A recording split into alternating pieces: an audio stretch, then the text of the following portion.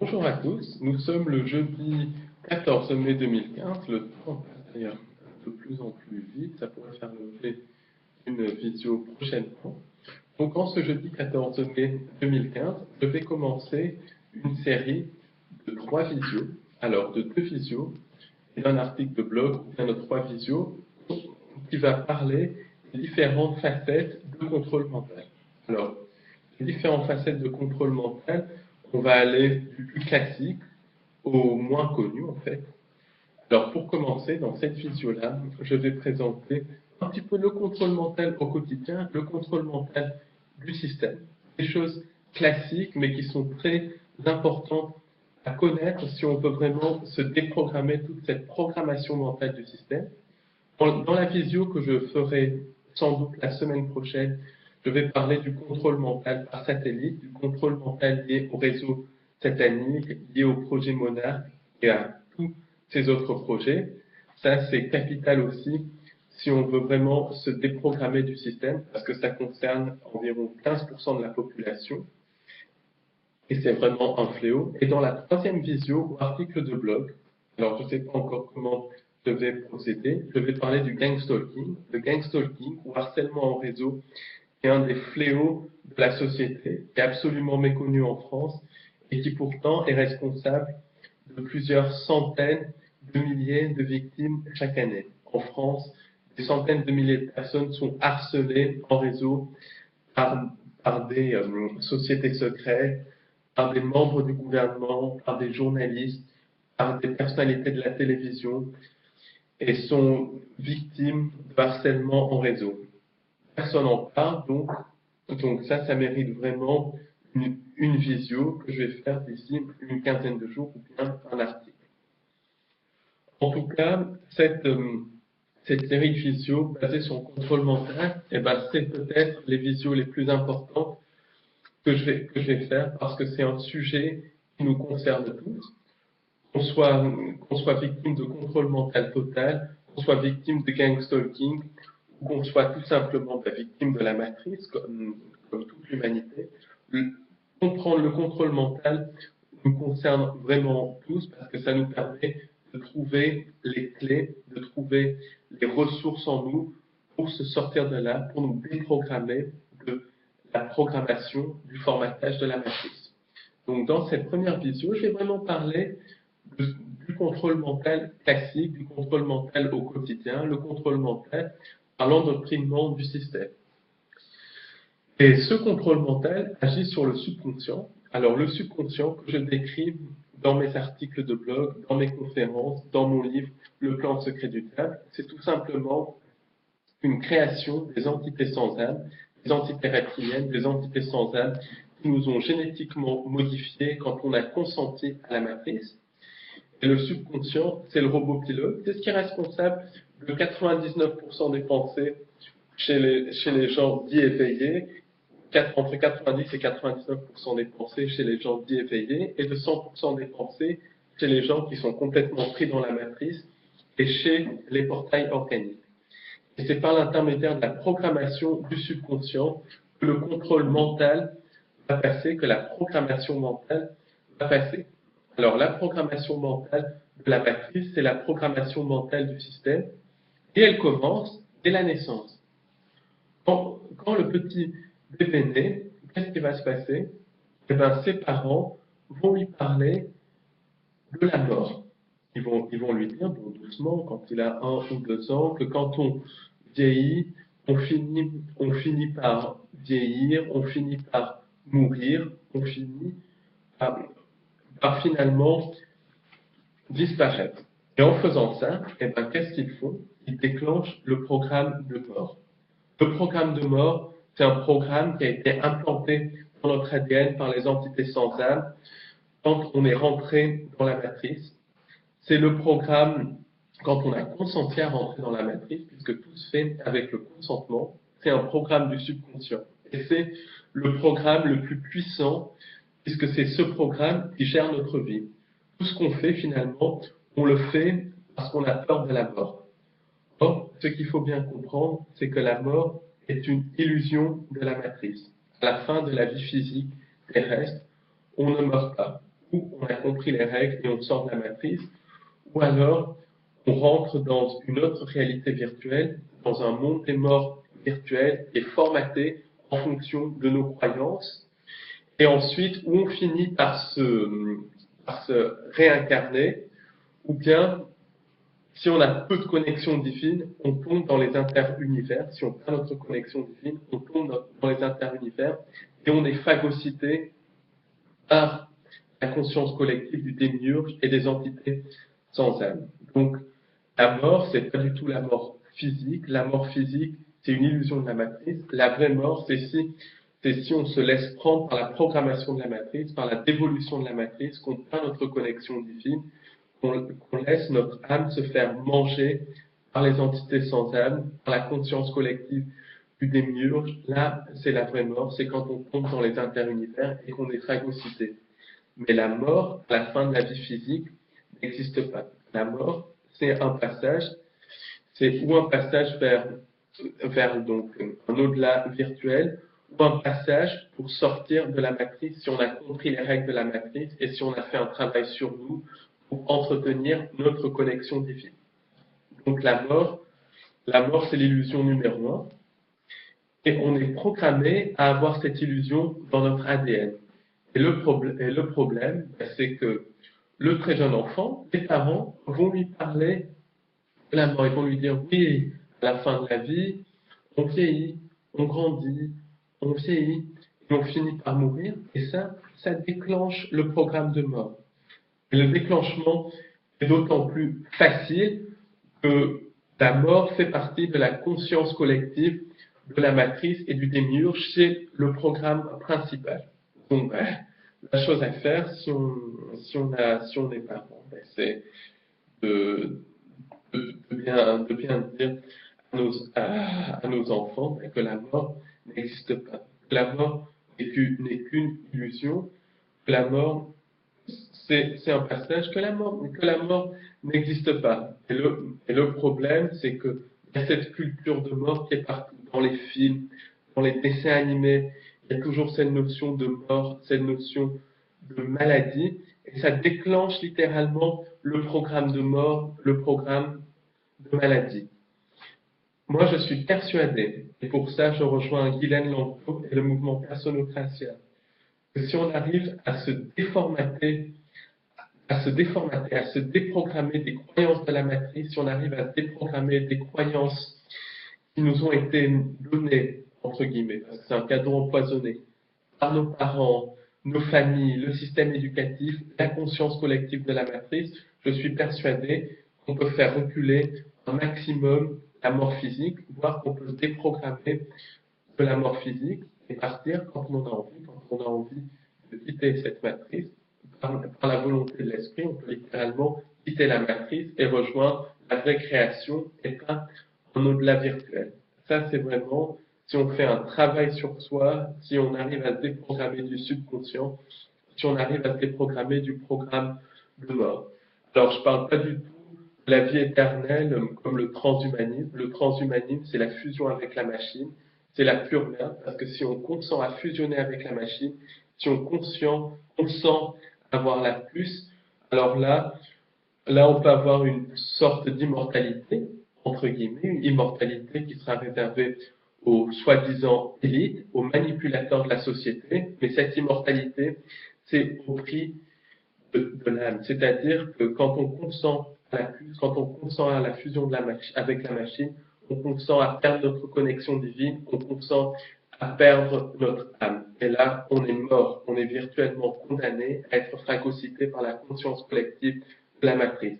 Là, ce dont je parle, c'est vraiment se déprogrammer par un travail sur nous, en vivant heureux, en littéralement se déconnectant du programme de la conscience collective de la matrice et se déprogrammer du programme de mort. Alors, bien sûr, c'est quelque chose qui n'est pas évident à faire, mais je pense que c'est vraiment possible en faisant un travail sur nous. Et c'est ce qu'explique Guylaine Lampeau dans ses livres, notamment La mafia médicale, et c'est ce qu'elle explique dans ses ateliers, les ateliers de Personocratia. Donc c'est vraiment le point très intéressant de la recherche de Guylaine Langlois, même si je ne suis pas d'accord sur beaucoup d'autres points, notamment quand elle dit que tout est parfait, parce que rien n'est parfait dans cette matrice. Tout ce qui est parfait, c'est la vraie création, la vraie source. Dans cette matrice, rien n'est parfait. Mais quand elle dit qu'on peut se déprogrammer littéralement du programme de mort, je suis tout à fait d'accord.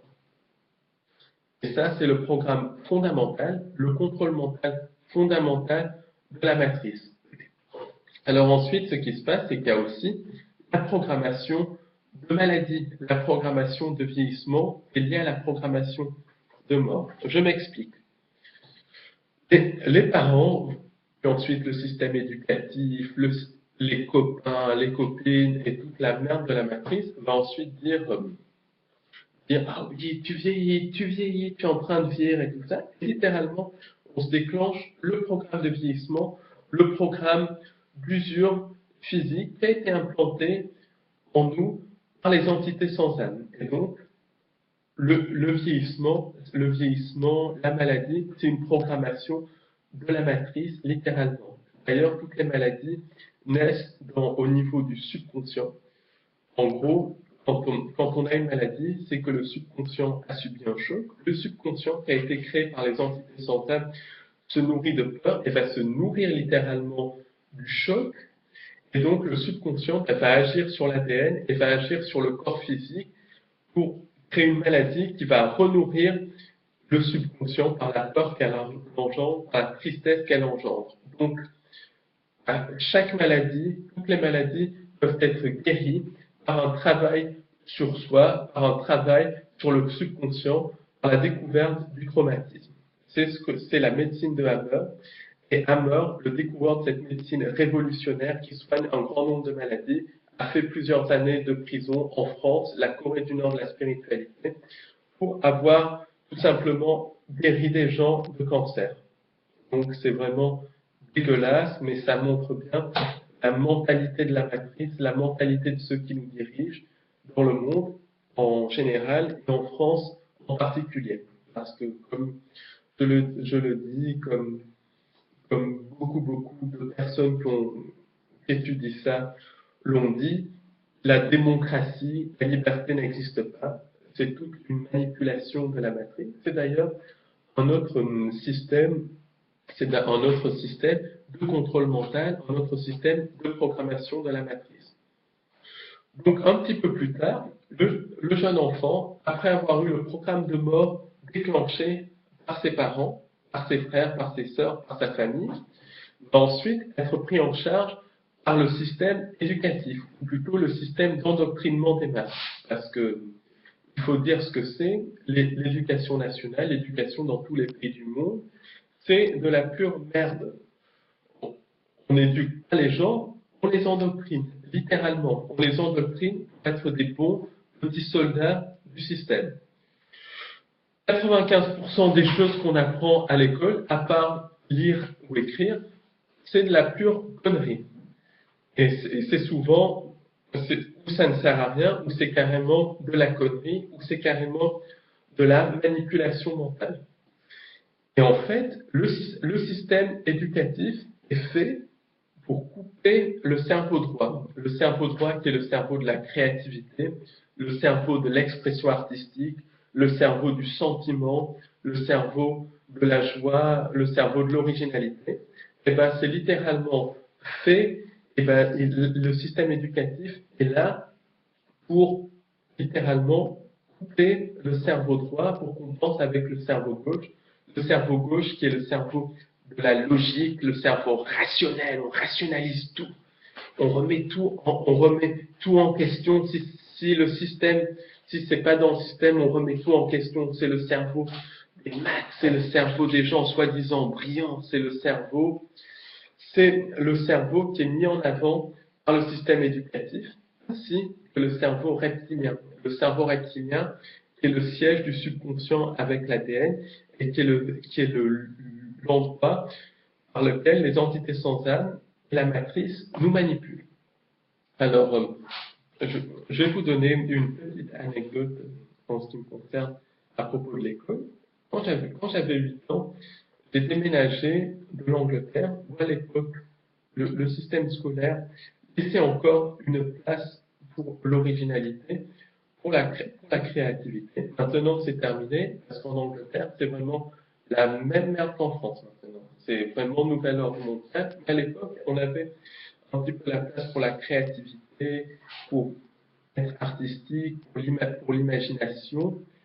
La première chose qu'on m'a dit quand je suis arrivé en France à 8 ans, eh ben, c'est que j'étais trop original, carrément trop original. Donc, donc voilà, Paul, tu es trop original, il faut changer ça. Et ça, c'est la mentalité française. À l'époque, donc ça va faire 20, ça fait 26 ans. Il y a 26 ans, c'était comme ça. Maintenant, c'est encore pire. Maintenant, l'originalité, elle est complètement détruite pour littéralement déclencher le cerveau reptilien et le cerveau gauche, le cerveau du conformisme, le cerveau de la logique.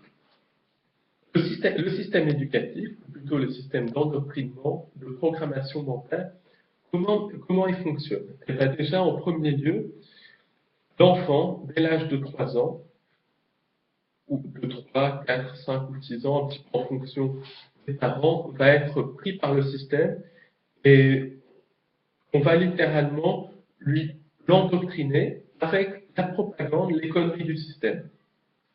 Alors, par exemple, un des premiers endoctrinements de l'école publique ou privée française, publique et privée, c'est la même merde. Le public, en gros, c'est tenu par la franc-maçonnerie, le privé, c'est tenu par les jésuites. Donc, on a le choix entre le diable et encore le diable. On a le choix entre société secrète satanique et société secrète satanique qui manipule l'esprit de nos enfants, littéralement.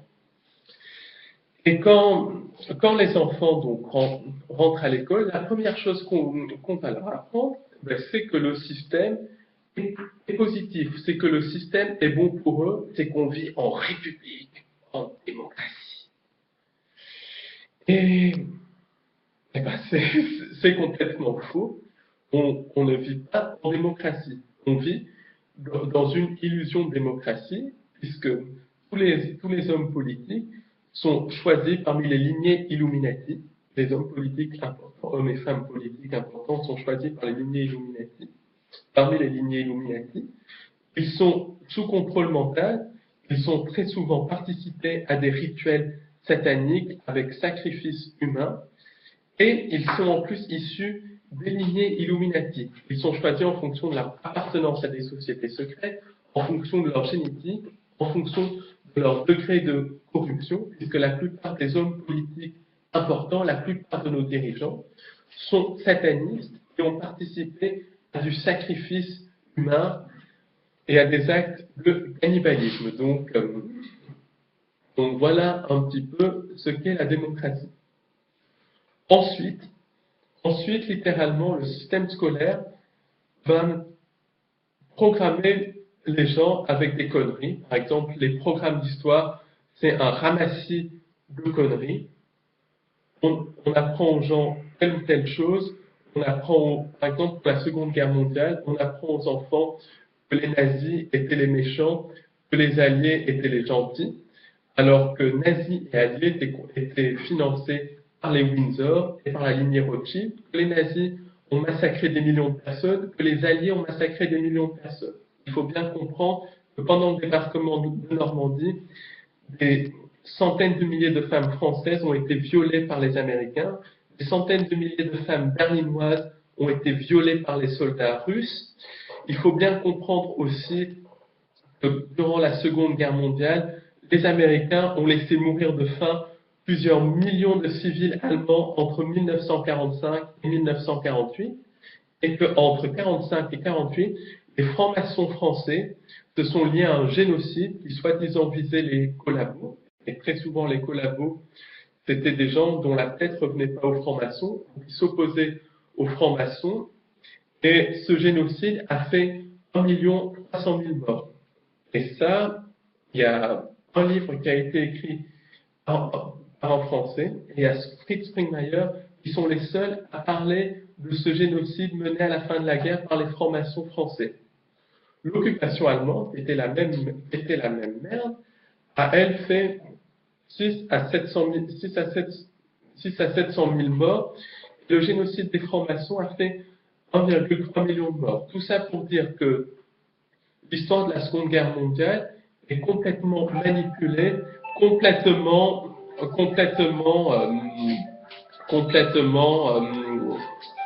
faisandée en fait, et que en vérité, nazis et alliés étaient contrôlés par les mêmes, étaient contrôlés par la lignée Rothschild, la lignée Windsor, par les banques américaines, par la famille Bush.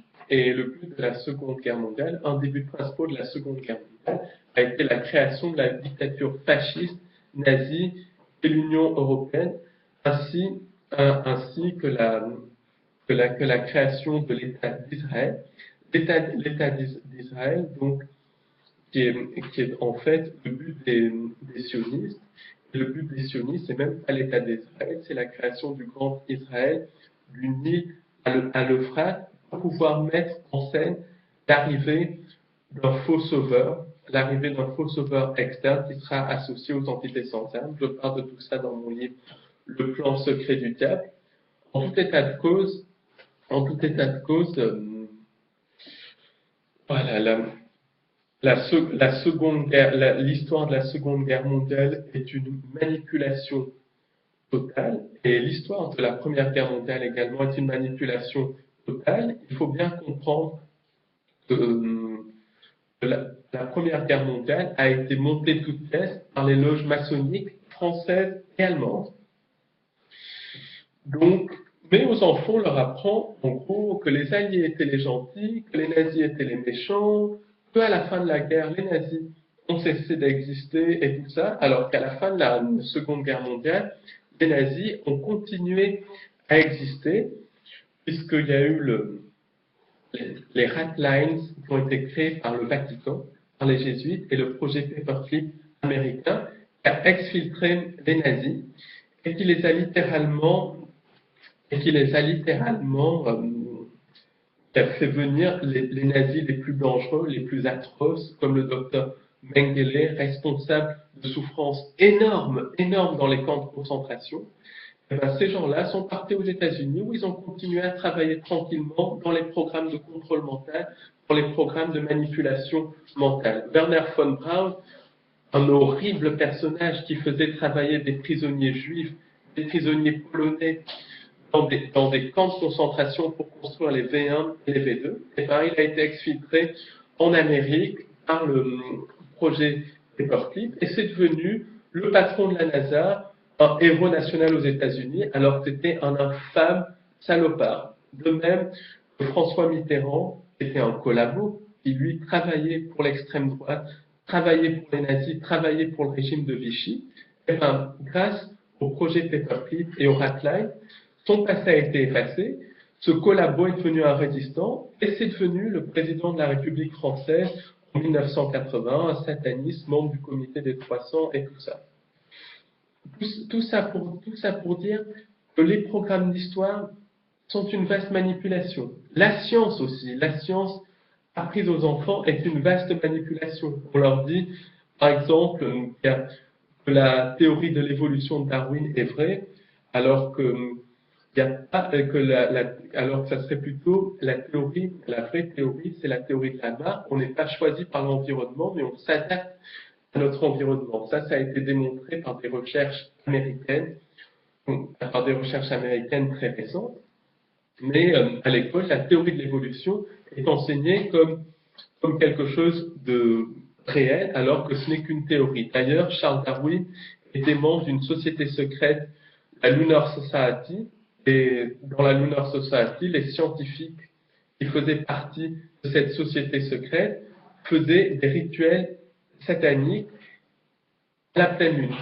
Et en fait, la théorie de l'évolution a été inventée, parce que c'est une invention, par le grand-père de Charles Darwin, mais la population n'était pas prête à l'accepter. Donc Charles Darwin, qui avait du sang Illuminati de par sa mère, et ben, c'est lui qui a présenté la théorie de l'évolution pour pouvoir manipuler le peuple avec ça. La théorie de l'évolution, c'est une connerie totale, mais qui est enseignée comme une réalité dans le système éducatif, dans le système d'endoctrinement.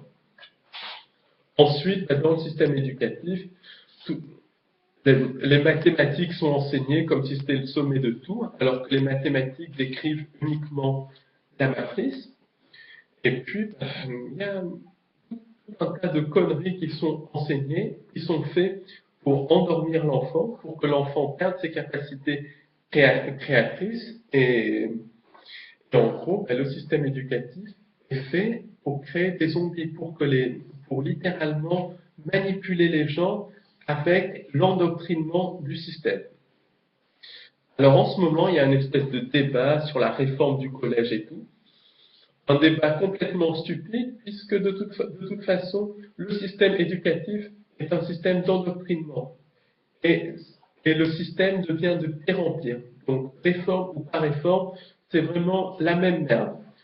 Tout ça, c'est de la poudre aux yeux pour que justement les gens ne se posent pas les bonnes questions sur la pourriture qu'est le système éducatif, sur l'endoctrinement qu'est le système éducatif. Donc si on continue un petit peu à étudier le système éducatif, eh ben, on se rend compte qu'il y a une programmation mentale qui est absolument terrible. Pourquoi? Parce que le système éducatif va être littéralement fait pour littéralement exacerber et créer une programmation prédatrice chez les gens, pour créer une société prédatrice. Je m'explique. Quand un enfant va à l'école, au lieu de lui dire de collaborer avec les autres enfants, d'être solidaire avec les autres enfants, de faire des choses avec les autres enfants, de collaborer avec les autres enfants, de s'entraider avec les autres enfants, l'instituteur ou l'institutrice va programmer l'enfant à écraser les autres enfants pour être meilleur qu'eux. Donc symboliquement, l'instituteur ou l'institutrice va déclencher la programmation prédatrice chez l'enfant. Cette programmation prédatrice va se manifester par l'enfant doit être mieux que l'autre, doit mieux réussir que l'autre. Très souvent, cette programmation prédatrice est renforcée par les parents à la maison. Il faut des bonnes notes, tu dois être meilleur que Paul, tu dois être meilleur que Jacques, tu dois être meilleur que Jules, tu dois être meilleur que Bertrand. Donc, littéralement, la programmation prédatrice va être déclenchée.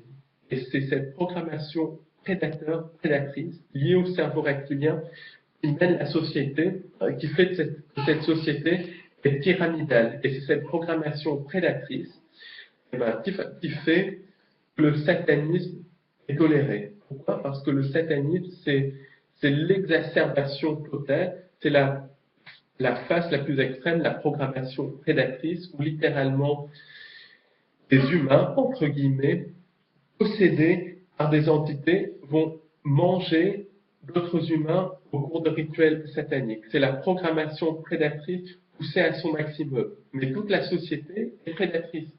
La société fonctionne parce que des gens, au lieu de s'entraider, au lieu de collaborer ensemble, vont s'écraser les uns les autres pour avoir les meilleures places, pour avoir le plus d'argent, pour avoir les meilleurs postes. Donc la société est prédatrice.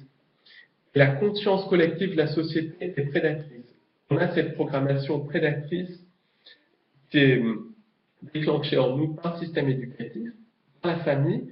Donc symboliquement, quand on tolère cette programmation prédatrice, eh bien, on va littéralement tolérer le satanisme, qui est cette programmation prédatrice poussée à l'extrême. Tout dans la société est fait pour que les gens se mangent entre eux littéralement, pour avoir la place de l'autre, pour avoir plus d'argent, plus que l'autre, travailler plus pour gagner plus. Enfin maintenant, c'est travailler plus pour gagner moins. Et ça va pas s'améliorer.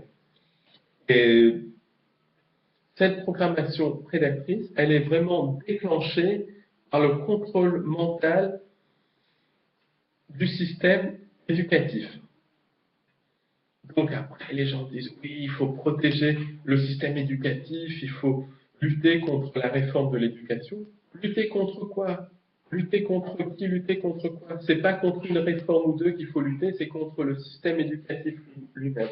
Alors la lutte contre le système éducatif, ça passe par tout simplement retirer les enfants de l'école et faire nous-mêmes notre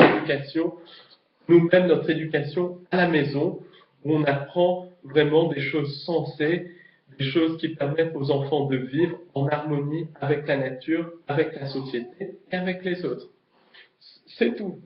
C'est tout. C'est de ne pas collaborer avec ce système d'endoctrinement. Donc, il y a ça. Ensuite, un autre niveau, le système éducatif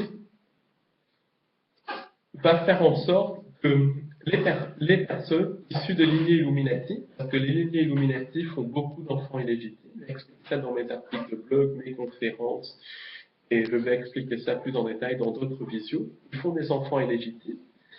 Et ces enfants illégitimes, ces lignées Illuminati cachées, en fait, sont repérés par l'intermédiaire du système scolaire. Alors, il y a des professeurs dans l'éducation nationale, dans tous les systèmes éducatifs du monde, qui sont des taupes des Illuminati et qui repèrent les enfants qui ont la génétique Illuminati. Alors, comment ils les repèrent? Essentiellement par certains traits de caractère, des traits de caractère liés à la génétique reptilienne. Ces enfants sont, par exemple, beaucoup plus agressifs que les autres, ils ont beaucoup plus d'ego que les autres, ils sont beaucoup plus, comment dire, beaucoup plus agressifs, oui, que les autres, beaucoup plus d'ego que les autres, beaucoup plus logiques que les autres, beaucoup plus conformistes que les autres. Et ces enfants sont repérés par certains professeurs qui sont des taupes, littéralement, pour les Illuminati, et ils sont repérés par les tests psychologiques. Alors, ces enfants vont ensuite littéralement, ces enfants vont ensuite littéralement être repérés par ces professeurs et vont aussi être repérés par les tests psychologiques qui sont faits, je crois, en CP, en seconde, et tout ça. Et ces tests psychologiques vont repérer certaines caractéristiques propres des Illuminati. Et les enfants issus de lignées Illuminati vont ensuite être dirigés vers, soi-disant, les meilleures universités, les meilleures prépas, entre guillemets, les prépas qui sont encore des lieux de formatage, des lieux de contrôle mental, puis ils vont être initiés dès l'âge de 18-19 ans dans le système de société secrète, où là, ils vont consentir à certains rituels, et ces rituels vont faire que leur vibration va diminuer et que progressivement, ils vont finir par perdre leur âme et avoir leur âme remplacée par une entité sans âme. Alors certains refusent parce que c'est pas parce que quelqu'un a des gènes Illuminati qu'il a cette tendance donc, à la psychopathie, qu'il est psychopathe, et il y a toujours le libre arbitre, donc certains, même un grand nombre d'entre eux, vont refuser ça, vont refuser l'endoctrinement, mais beaucoup vont accepter l'endoctrinement parce que le système de société secrète va leur promettre le pouvoir, la gloire et tout ça, donc ils vont littéralement vendre leur âme au diable. Ensuite, il y a d'autres personnes, d'autres enfants qui n'ont pas de gène Illuminati, mais qui ont certains traits de caractère.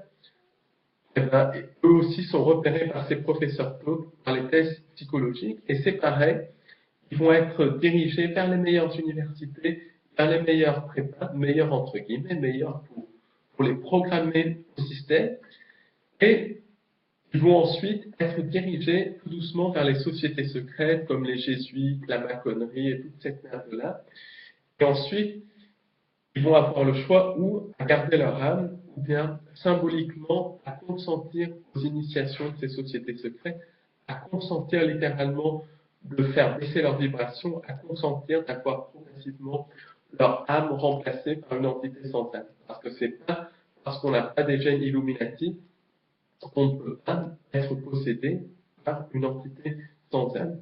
Les Illuminati peuvent être plus facilement possédés par les entités sans âme que les autres humains, mais n'importe qui peut être possédé par les entités sans âme. Donc il y a vraiment cette notion d'endoctrinement, il y a vraiment cette notion d'endoctrinement dans le système scolaire. Alors ensuite, qu'est-ce qui se passe? Après, il y a des gens qui sont très intelligents, qui sont brillants, mais qui n'ont pas forcément ces traits de caractère conformistes, ces traits de caractère cerveau droit exacerbés, mais qui sont des gens extrêmement brillants, à la fois du cerveau droit et du cerveau gauche. Et ces gens-là, ben, c'est des gens très souvent très créatifs, qui ont aussi une certaine logique et tout. C'est beaucoup de gens. Et qu'est-ce qui va leur arriver? Eh ben, le système scolaire va progressivement les couper littéralement de leur cerveau droit et va exacerber leur cerveau gauche.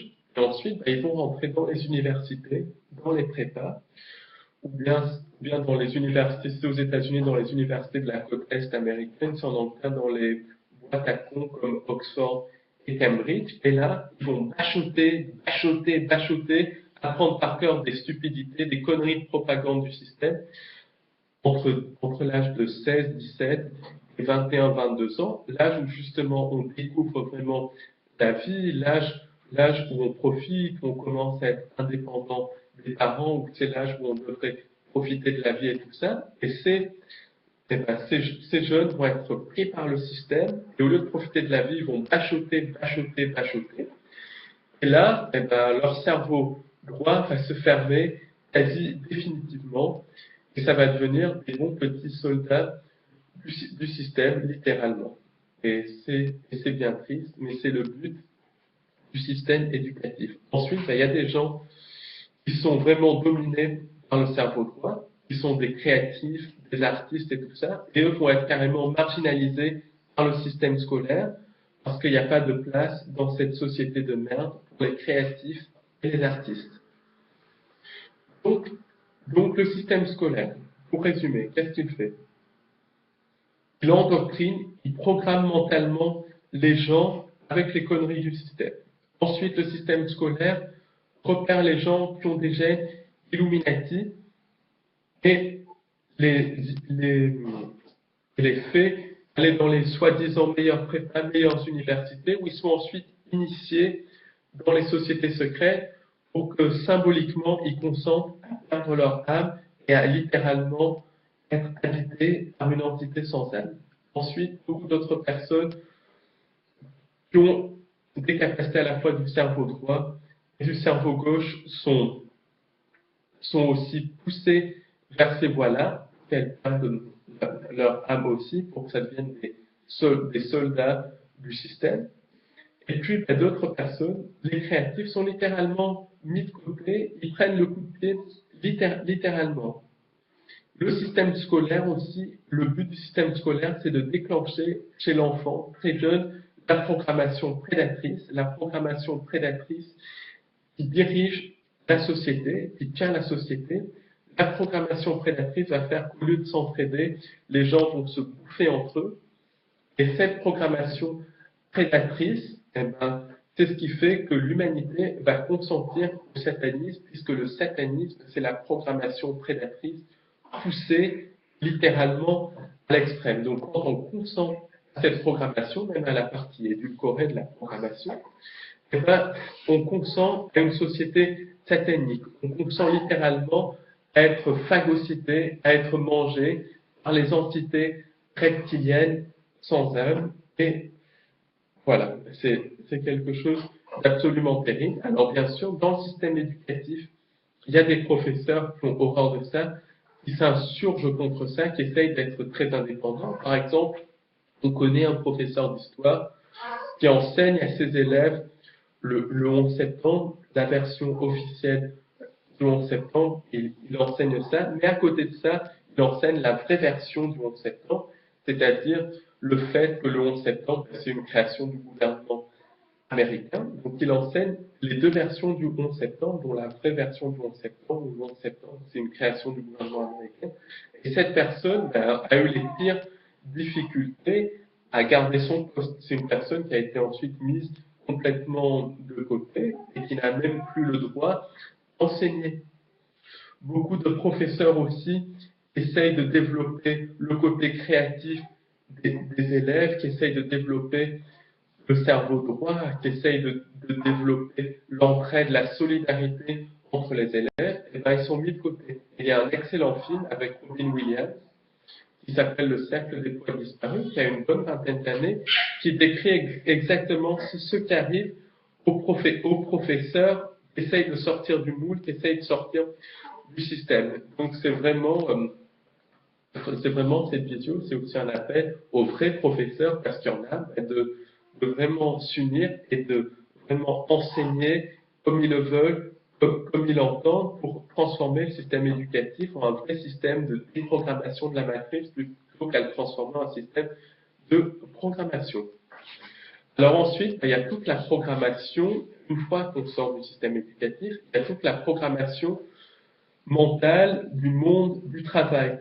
Programmation du monde du travail, programmation des copains, des copines, programmation de tout ça. Alors, dans le monde du travail, une personne qui pense un petit peu différemment, eh ben, va être mise à l'écart par ses collègues de travail. Et donc, la personne qui pense un petit peu différemment va être forcée de se mettre à penser comme ses collègues de travail, littéralement, sous peine d'être mise à l'écart. La mise à l'écart commence d'ailleurs à l'école, mais c'est surtout dans le monde du travail qu'on ressent. Quand on pense différemment des autres dans le monde du travail, on est mis à l'écart, on est considéré comme un marginal et tout ça. Donc, les collègues de travail, très souvent, formatent un peu plus une personne qui sort un peu du moule pour qu'elle rentre dans le moule, en fait. Alors, un petit exemple personnel. En 2006, j'ai travaillé pendant quelques mois à la SNCF et j'ai eu le malheur de parler de ce qui s'était vraiment passé le jour du 11 septembre. Tout de suite, j'ai été catégorisé de sectaire, tout de suite, j'ai été catégorisé d'illuminé et mon contrat n'a pas été renouvelé et ça a été la chose la plus géniale qui me soit arrivée parce que ça m'a permis de me consacrer à plein temps à cette recherche, de me consacrer à plein temps à la recherche de la vérité. Mais ces quelques mois passés à la SNCF, j'ai vraiment vu le système de l'intérieur. Il y avait un jeune d'une trentaine d'années à l'époque qui me disait de toute façon, les gens comme toi qui pensent un petit peu différemment, vous ne vous adapterez jamais à cette société. Cette société est faite pour le conformisme et tout ça. Et c'est bien triste de voir que des jeunes pensent comme ça. C'est très, très triste. Et cette personne disait que de toute façon, il ne faut pas être libre, il faut travailler dans une société pour être heureux. Alors les références, travailler dans une société, travailler dans une compagnie pour être heureux. Alors les références de cette personne, c'était le livre écrit par le membre du Club du siècle, franc-maçon, illuminati et sataniste, Nicolas Sarkozy. Donc vous voyez un petit peu le genre de mentalité que c'était. Ensuite, les sujets de conversation, c'était quoi? C'était la Coupe du Monde de football, le coup de tête de l'esclave sous contrôle mental Zidane, enfin des conneries monumentales. Mais tout ça, ça montre bien la programmation du monde du travail. Et le problème, si on ne rentre pas dans cette programmation, on est mis vraiment, littéralement, à l'écart. Ensuite, il y a toute la programmation copain-copine. Donc là encore, ça commence dès l'école et ça va en s'exacerbant, surtout entre 20 et 30, voire même 40 ans. Et la programmation copain-copine, c'est de rentrer un petit peu dans le groupe. Et pour rentrer dans le groupe, il faut très souvent ne pas être profond.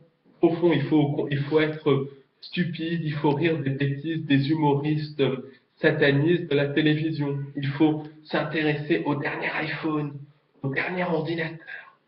Il faut être dernier cri de la technologie. il faut, il faut aimer les barbecues en famille, les conneries comme ça. Si on s'intéresse à tout ce qui sort de l'ordinaire, on est littéralement considéré comme un marginal, on est mis à l'écart. Et moi, je vois par exemple la conversation des trentenaires, des trentenaires, parce que les trentenaires très très formatés dans la matrice, eh ben, les femmes, la conversation des femmes, c'est leur petit copain. C'est est-ce que je dois rester avec mon petit copain ou pas? La conversation des femmes, c'est littéralement la, la coiffure de la dernière star de la télévision, c'est littéralement la Star Academy et tout ça. La conversation des hommes, ben, c'est plutôt le dernier iPhone, qui a gagné au match de foot, le PSG.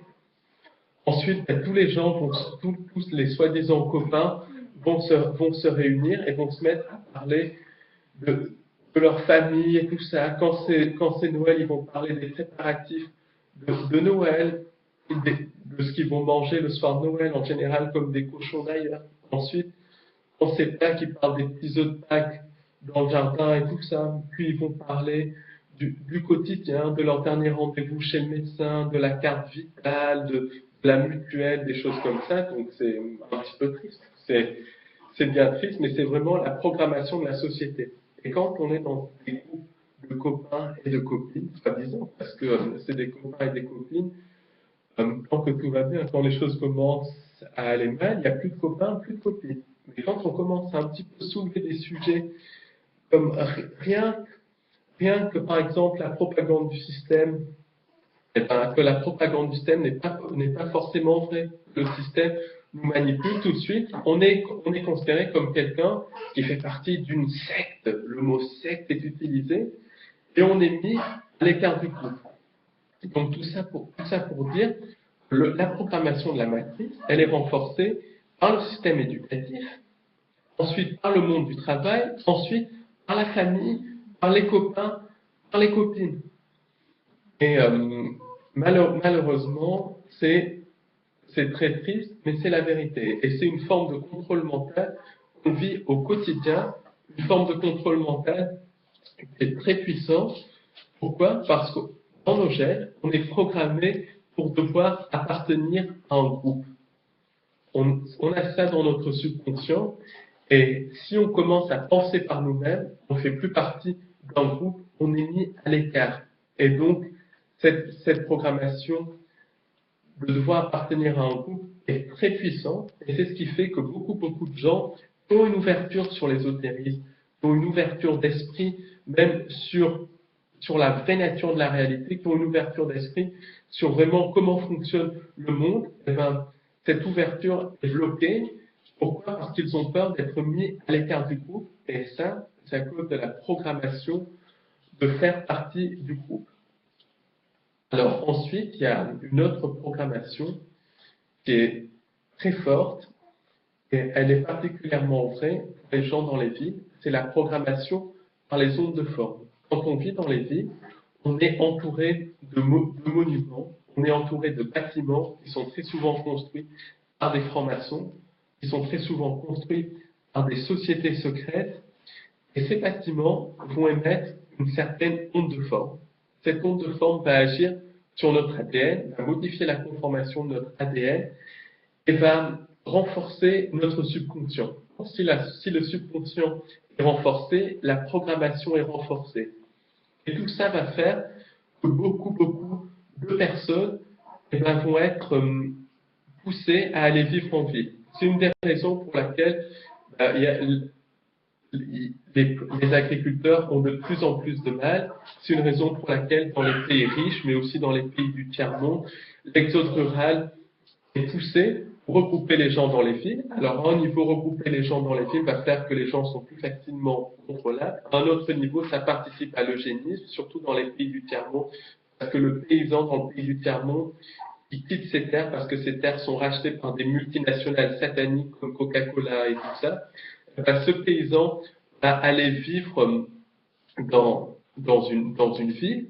Et à partir du moment où le paysan vit dans les villes, il se retrouve sans revenu, son mode de vie est complètement détruit et tout, donc il va rentrer dans la drogue, l'alcool, il ne va pas avoir de travail, il ne va pas pouvoir manger à sa faim, il va littéralement finir par mourir. Donc il y a un lien très fort entre exode rural provoqué et eugénisme. Dans les pays riches, tout est fait pour rendre la vie impossible aux agriculteurs, pour les pousser à partir vivre en ville, pour les pousser à migrer vers la ville. Quand ils rentrent dans la ville, déjà, ils ne sont plus autonomes, parce que quand on sait cultiver la terre, on est autonome vis-à-vis du système, on peut cultiver son potager, élever ses poules, ces choses comme ça. En ville, on est obligé de trouver un travail, très souvent dans une multinationale. Si on a la chance, entre guillemets, d'en trouver, parce que c'est pas toujours une chance de travailler, on rentre encore plus dans l'endoctrinement.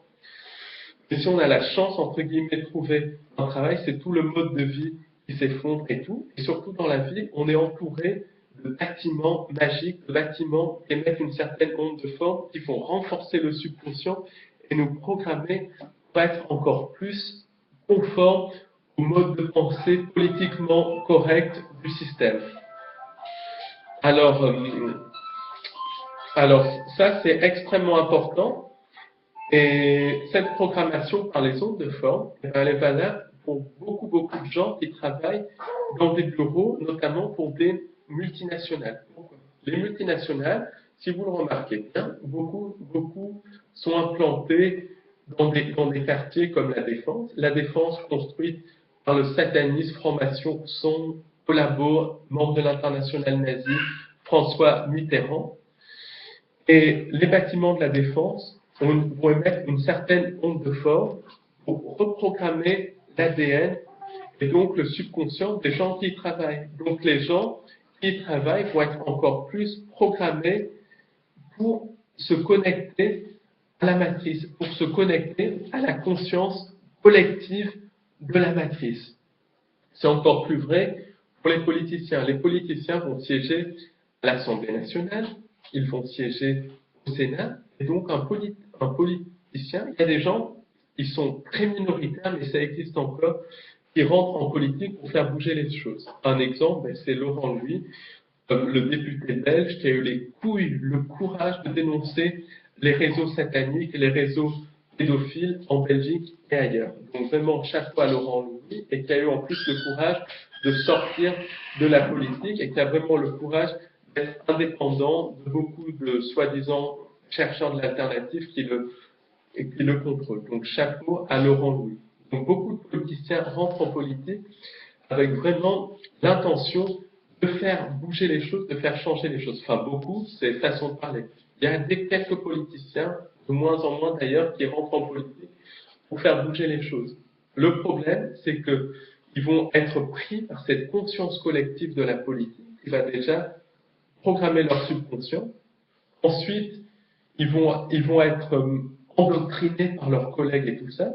Même s'ils refusent les initiations dans les sociétés secrètes, et ça c'est extrêmement rare, ils vont siéger à l'Assemblée nationale, siéger dans les sièges des partis politiques, siéger au Sénat. Et ces bâtiments vont émettre une certaine onde de forme, et l'onde de forme va agir sur leur ADN, et littéralement reprogrammer leur subconscient pour qu'ils rentrent dans l'égrégore de la politique. Donc c'est quelque chose de bien triste, mais malheureusement, l'onde de forme des bâtiments joue un rôle dans la programmation mentale, dans le contrôle mental. Et ça au quotidien, particulièrement pour les gens qui habitent dans les villes, particulièrement pour les gens qui travaillent pour les multinationales. C'est pour ça que c'est fondamental de connaître le rôle, la puissance des symboles pour la modification de notre subconscient, pour la programmation du subconscient. Ça, c'est vraiment typique du contrôle mental au quotidien. Et c'est un des buts, un petit peu des ateliers que Léna et moi organisons, donc tous les une ou deux fois par mois, c'est vraiment de voir ce symbolisme, de le comprendre, pour vraiment ensuite se débarrasser de la programmation des symboles, littéralement. Donc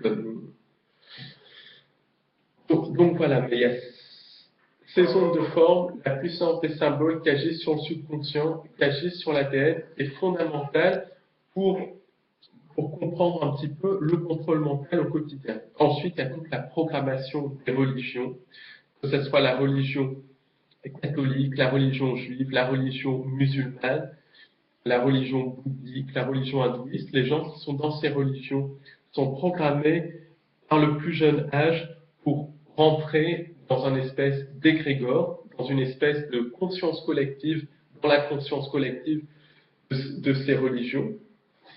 Et ça, c'est une programmation qui est très très forte, qui nous affecte au quotidien. Il faut savoir que toutes les religions, quelles qu'elles soient, sont des versions édulcorées de la religion babylonienne, et que quelqu'un qui est dans une religion va littéralement être programmé par la religion. Par exemple, beaucoup de gens dans la religion catholique comprennent qu'il y a une manipulation, comprennent que le système est faisandé, mais par contre, pour eux, le pape, un sataniste, membre des jésuites, un cannibale d'ailleurs, il faut voir après Kevin Annett pour comprendre qui est vraiment le soi-disant bon pape François, et bien pour les gens programmés dans la religion catholique, le pape est intouchable, alors que le pape est un pion énorme des jésuites, un pion des sociétés secrètes, un pion des Illuminati.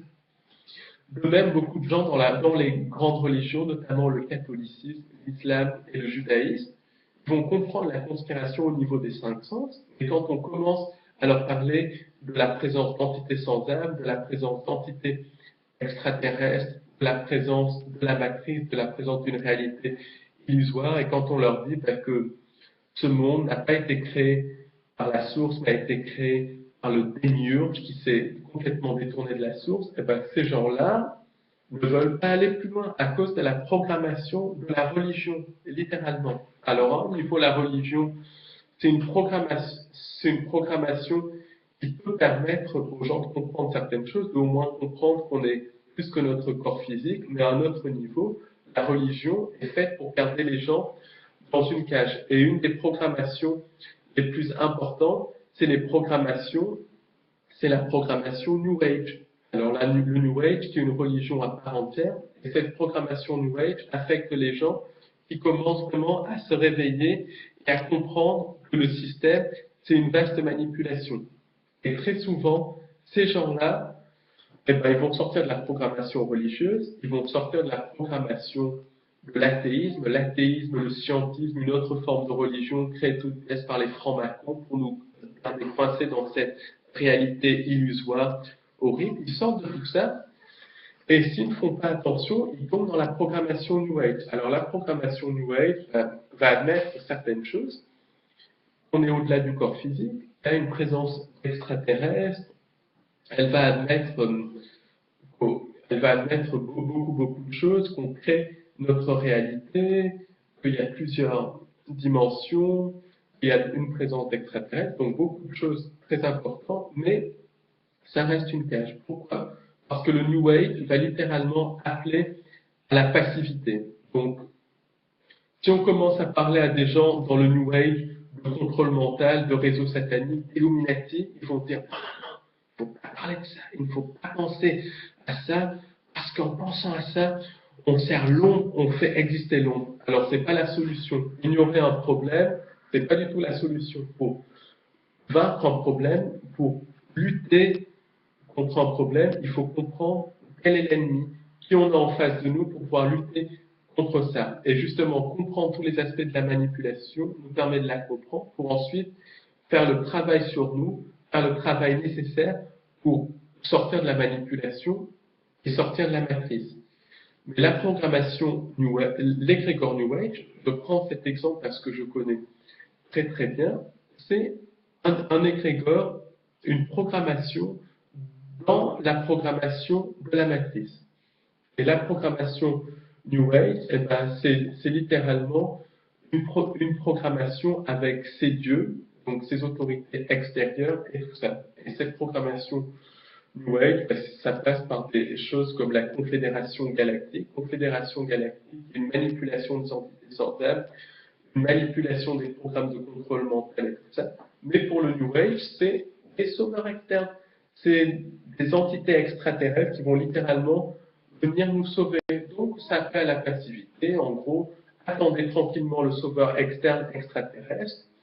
Et surtout, ça remplace une religion par une autre religion. Parce que dans le New Age, les gens vont remplacer la religion, la religion catholique, par exemple, la religion musulmane ou la religion juive, par une autre religion. Le créateur, le,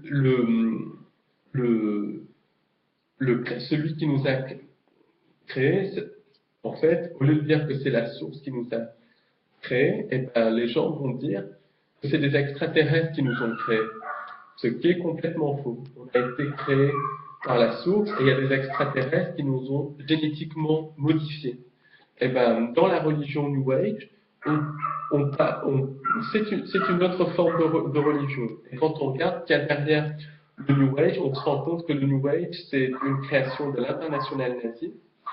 Le New Age, c'est une création aussi de sociétés secrètes d'extrême droite et de loges maçonniques d'extrême droite.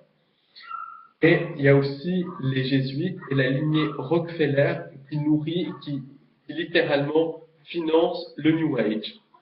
Teilhard de Chardin, par exemple, Teilhard de Chardin avec la noosphère est un grand pont pour les New Age. Teilhard de Chardin, un prêtre jésuite qui était le contrôleur mental de Mao Tse-tung, et c'est plusieurs dizaines de millions de morts en Chine. Donc vous voyez un petit peu de quel genre de personnage il s'agit. La programmation New Age, c'est littéralement de programmer les gens à l'unité New Age. Mais l'unité New Age, c'est une unité où on perd notre individualité. Et dans cette unité New Age, eh ben, c'est finalement tout le monde va fusionner en un seul point. Et ça, c'est le concept de noosphère de Teilhard de Chardin, et c'est le concept de transhumanisme, et c'est le concept littéralement d'interunivers. Et dans les interunivers, en fait, si on tombe dans la conscience collective des interunivers, on est phagocyté par cette conscience collective. Et l'unité New Age, c'est littéralement le phagocytage dans la conscience collective des interunivers. Quand on est un avec la source, on est à la fois relié à la source, on devient vraiment créateur à 100% de notre réalité, on est relié à la source, mais on garde notre individualité. L'individualité qui fait la beauté de l'humain. Par exemple, l'individualité, c'est dans le sens, je suis différent de vous, vous êtes différent de moi, chacun est différent, c'est toutes ces différences qui fait la beauté de l'humain. Mais l'unité New Age, c'est pas ça, c'est tout le monde fusionne en une espèce de conscience collective. Là, il n'y a plus de place pour l'individualité, il n'y a plus de place pour l'originalité. Et tout le piège du New Age est là. Le New Age, c'est vraiment une programmation mentale. Et le but du New Age, c'est de mettre en place une religion mondiale basée sur le faux sauveur externe. Et l'unité New Age, c'est la fusion avec la conscience collective de la matrice. Alors bien sûr, tout est présenté comme beau, comme rose et tout ça, mais derrière le New Age, il y a eu l'envie de réinstituer la religion babylonienne. Par exemple, dans le New Age, il y a le culte d'Isis, Isis qui est considérée dans le New Age comme la mère divine. La mère divine n'existe pas. En fait, la mère divine, qui est à la fois notre père divin, c'est la source, c'est la vraie source, le vrai créateur, le vrai Dieu qui nous a créés, qui nous a vraiment créés. Et le vrai Dieu n'a rien à voir avec le démiurge, le vrai Dieu est amour infini, le vrai Dieu ne permet pas la souffrance, la vraie source ne permet pas la souffrance, la vraie source ne permet pas le mal, la vraie source nous permet de nous exprimer dans notre originalité, nous permet d'exprimer le potentiel infini qu'on est, toujours dans l'amour, dans le respect, dans la bonté, dans la joie, ce qui est différent du démiurge qui s'est coupé de la vraie source. Et globalement, donc, le New Age parle de culte de la mère divine, du culte d'Isis, mais quand on creuse un petit peu, eh bien, on s'aperçoit que le culte d'Isis, c'est la religion babylonienne, c'est la religion égyptienne, qui étaient deux religions sataniques, qui étaient basées sur le sacrifice humain et sur le cannibalisme. Donc le but du New Age, c'est de créer une religion mondiale basée sur la religion babylonienne. Alors d'abord, tout est enrobé de sucre, tout est enrobé de miel, avec genre la maman divine, la maman Gaïa, et tout ça. Puis, dans un deuxième temps, la vraie facette de la mère divine, la vraie facette de la maman Gaïa seront montrées, et cette vraie facette, c'est une facette satanique, puisque la mère divine, la maman Gaïa, c'est en fait un autre nom pour décrire la reine babylonienne Sémiramis, qui était la première reine Illuminati, qui était associée au sacrifice humain. Isis, c'est une autre variante de Sémiramis. Ça, j'en ai parlé dans ma conférence dédiée au projet, et j'en parlerai de toute façon au fil des conférences, au fil des visios. Mais le New Age, c'est vraiment une programmation mentale. Et les gens dans le New Age vont être victimes de cette programmation mentale, dans le sens où dès que quelqu'un pense un petit peu différemment, dès que quelqu'un dit tout n'est pas beau, tout n'est pas rose, il est considéré comme un serviteur des forces de l'ombre. Pour tout simplement dire que tout n'est pas beau, tout n'est pas rose. Et le but du New Age, c'est vraiment d'endormir les gens pour que les gens ne voient pas la réalité, pour que les gens restent dans la passivité et qu'ils attendent le sauveur externe. Et le New Age, financé par les jésuites, les Rockefeller et l'international nazi, est une étape vers la création d'une nouvelle religion mondiale. C'est une programmation vers la création d'une religion mondiale basée sur la religion babylonienne. C'est ce qui explique que le New Age a pignon sur rue. D'ailleurs, c'est pas une nouvelle religion mondiale, c'est pour remettre en place l'ancienne religion babylonienne, le satanisme, comme religion officielle. À un autre niveau, il y a une autre programmation qu'on a dans le quotidien, et c'est une programmation extrêmement forte. Et cette programmation extrêmement forte, c'est la télévision. La télévision nous programme littéralement dans le quotidien. Alors déjà, la télévision, ça va nous programmer avec la propagande du système. La propagande du système est souvent dite par des journalistes, membres du Club du siècle, membres de la franc-maçonnerie. Ils sont très souvent des contrôleurs mentaux, ils sont très souvent des satanistes et des cannibales, littéralement. Je ne parle pas au sens figuré, je parle au sens propre. Beaucoup de soi-disant grands journalistes sont impliqués dans des réseaux sataniques, dans le harcèlement en réseau et dans le gang stalking. Et ces gens-là, ils n'ont souvent aucune connaissance du journalisme, mais qui vont simplement être choisis en fonction de leur génétique ou leur appartenance à certaines sociétés secrètes. Et tous les soirs, à 20h, ou tous les jours à 13h, ou bien toutes les heures ou toutes les demi-heures sur des torchons comme BFM, ils vont répéter la propagande maçonnique, la propagande du système, la propagande de l'international nazi, la propagande des jésuites. À savoir que le système est là pour nous aider, que la médecine, l'allopathie est là pour nous aider, que la science officielle, c'est tout ce qu'on sait, qu'il n'y a pas de technologie secrète, qu'il n'y a pas d'extraterrestres, qu'il y a une menace terroriste, mais que le bon Valls nous protège. Alors qu'on sait très bien que la menace terroriste est une création des services de renseignement américains, du Mossad, des services de renseignement français, des services de renseignement occidentaux en général. On sait très bien que la science officielle et l'allopathie, c'est de la merde à 95%.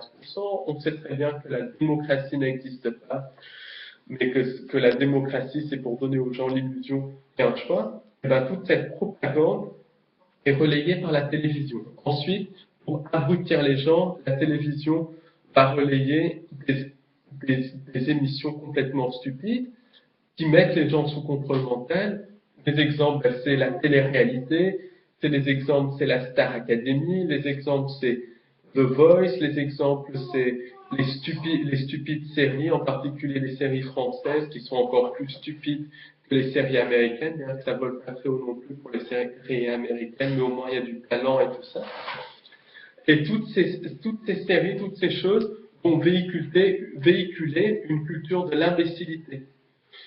Ça va être cool se comporter comme les acteurs des émissions de télé-réalité. Je dis les acteurs parce que ces gens-là sont payés pour faire le titre et tout ça. Ça va être cool se comporter comme des humoristes des humoristes qui sont très souvent sionistes, qui sont très souvent liés à la franc-maçonnerie et qui méprisent d'ailleurs les gens qui leur donnent l'argent, qui vont les regarder, mais c'est cool d'être comme eux et tout ça. Ensuite, la télévision a donné des jeux aux gens, par les matchs de foot en particulier, les matchs de foot complètement truqués, avec des joueurs sous contrôle mental, avec des joueurs qui sont parfois contrôleurs mental et qui se font un fric fou. Et d'ailleurs, quand on sait ce qu'il y a derrière le foot, on se rend compte que le foot vient de jeux Incas, où les Incas jouaient au foot littéralement avec les têtes de leurs victimes. Donc quand les gens regardent le foot, symboliquement, ils regardent un jeu qui est lié à la mort. Symboliquement, ils donnent leur énergie à la mort. Et tout le sport à la télévision, c'est ça. Le Tour de France, par exemple, c'est en gros, c'est pour glorifier le dopage, c'est pour glorifier le trafic de drogue, c'est pour créer officiellement du trafic de drogue, du trafic de dopage. Donc la télévision, donc à un niveau, la télévision, c'est fait pour abrutir les gens. Et les gens, ils ne sont pas cohérents, il y a vraiment des niveaux de mentalité qui m'écœurent. Il y a une personne que je connaissais qui regardait la télévision, un infâme raciste. Quand il voyait Jamel Debbouze à la télévision, bravo, et rigolait comme un connard et tout ça, mais quand il voyait des femmes musulmanes voilées dans la rue, il arrêtait sa voiture pour les insulter littéralement. Où est la cohérence dans tout ça? Avec des états d'esprit comme ça, comment les Illuminati ne peuvent pas nous dominer? C'est des gens qui me donnent vraiment envie de vomir, mais beaucoup de gens, beaucoup de petites gens, de gens mesquins qui regardent la télévision ont cet état d'esprit-là. Par exemple, c'est des gens qui vont bader devant des humoristes juifs sionistes, et quand ils vont voir un juif dans la rue en kippa, ils vont les insulter. J'ai vu ça aussi. Écœurant, ces gens-là m'écœurent, ces gens-là qui ont cette mentalité raciste, stupide et servile, m'écœurent. Le racisme, c'est une des pires merdes qu'a inventé le système pour nous diviser, pour régner. On est tous des humains, quelle que soit notre couleur de peau, quelle que soit notre religion, quelle que soit notre nationalité, on est tous des humains, on est tous là-dedans. Et la télévision, de manière très subtile, véhiculer du racisme pour diviser, pour régner. Par exemple, chaque fois qu'il y a du terrorisme d'État, qui sont les premiers qui sont accusés? Les musulmans. Sur les télévisions dites alternatives, les gens vont faire l'amalgame entre le sionisme et le peuple juif, alors que le peuple juif n'a rien à voir avec le sionisme. Tout est fait pour littéralement diviser, pour régner, instaurer un racisme pour diviser, pour régner, diviser, pour régner. On est tous des humains, on est tous dans le même bateau, donc il faut qu'on grandisse tous et qu'on se déprogramme de ces saloperies comme le racisme et tout ça, qui sont inculquées par la télévision, que ce soit la télévision officielle ou la télévision alternative. Donc voilà, pour tout ça, pour dire l'état d'esprit, l'état de mentalité des gens qui sont scotchés devant la télévision. Alors, qu'est-ce qu'on peut dire d'autre sur la télévision? Parce que la plupart des journalistes de la télévision classique sont des francs-maçons, sont issus du club du siècle, sont issus de l'internationale nazie et participent parfois à des rituels sataniques ou à des programmes de contrôle mental. Mais la télévision va bien au-delà de ça. À un niveau, la télévision, c'est littéralement quelque chose qui est fait pour nous programmer. Pourquoi?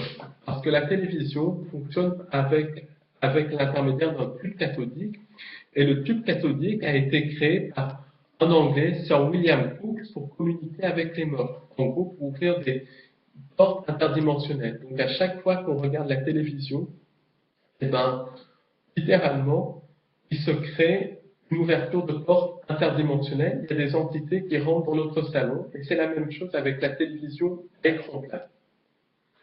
Ensuite, la télévision va mettre dans un état de transe légère. Alors, c'est pourquoi il y a beaucoup de comptes à rebours avant et après les émissions. C'est pourquoi il y a beaucoup de symboles, beaucoup de flashs lumineux dans la télévision. Tout ça, c'est fait pour nous mettre dans un état de transe légère. Et dans cet état de transe légère, parce que oui, on a le cerveau tranché par ça, mais dans cet état de transe légère, eh ben, on va être beaucoup plus facilement soumis au contrôle mental, beaucoup plus facilement soumis à la programmation.